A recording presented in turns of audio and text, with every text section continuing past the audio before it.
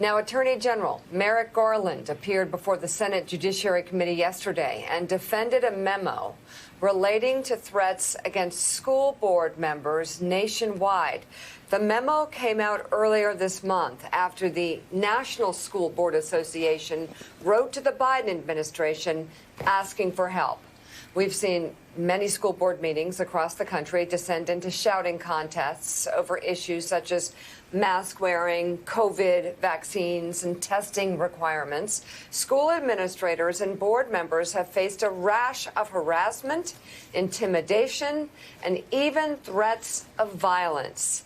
In the memo, Garland stated threats against public servants are not only illegal, they run counter to our nation's core values. He goes on to write, the department takes these incidents seriously and is committed to using its authority and resources to discourage these threats, identify them when they occur, and prosecute them when appropriate.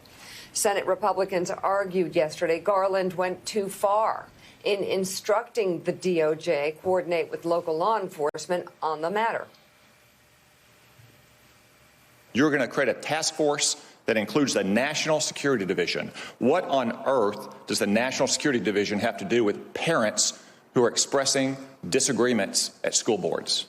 You have weaponized the FBI and the Department of Justice. Your U.S. attorneys are now collecting and cataloging all the ways that they might prosecute parents. It's wrong. It is unprecedented, to my knowledge, in the history of this country. And I call on you to resign. You don't think there are parents out there in the real world that said, oh, my God, maybe we shouldn't go to the school board meeting. There'll be FBI agents there. My God, a parent did a Nazi salute at a school board because he thought the policies were oppressive. General Garland is doing a Nazi salute at an elected official. Is that protected by the First Amendment? Yes, it is. Okay. Well, thank you. Okay, so got that. I'm not sure that's the example I would have used were I one of two people who worked to overthrow a democratically elected election on January the 6th. And, of course, Claire McCaskill, Josh Hawley, of all people, telling, I call on you to resign. Well, the two major newspapers called on Josh Hawley to resign after, of course, he was at the middle of the insurrection on January the 6th. So that's very rich. It's also very rich that these people, again, these populists, let's see here. We had the populists from Harvard Law School first. Then we had the populists from Yale and Stanford Law School. There is this. And then we had the populists from Princeton and I believe Harvard Law School. Those three populists. And let me just say, Willie and I have been trying to get a GoFundMe site so they could become better actors.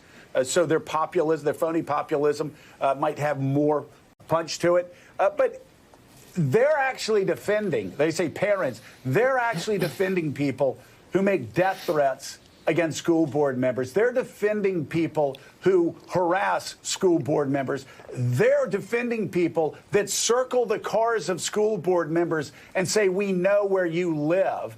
They are. Again, why should we be surprised since they went along with the violence on January the 6th and actually went along with the insurrection on January the 6th? Why should we be surprised that now they're supporting those who are making threats against school board members and are enraged that America's law enforcement agencies actually want to protect school board members from threats of death, threats of violence, constant intimidation? Yeah, you wonder how these guys would feel if a school board member was, if somebody came into a school board meeting with an AR-15 and killed the school board members, and then they'd be saying, well, Merrick Garland is a failure because no one was trying to address the threats of violence in these school board meetings. I mean, Merrick Garland did a good job of just explaining this wasn't anything really controversial. He was just saying we are here to work with anybody in the country in law enforcement who is dealing with threats of domestic terrorism, of domestic violence, of killing people in the name of a cause. This is something that I think is not really, shouldn't be that controversial.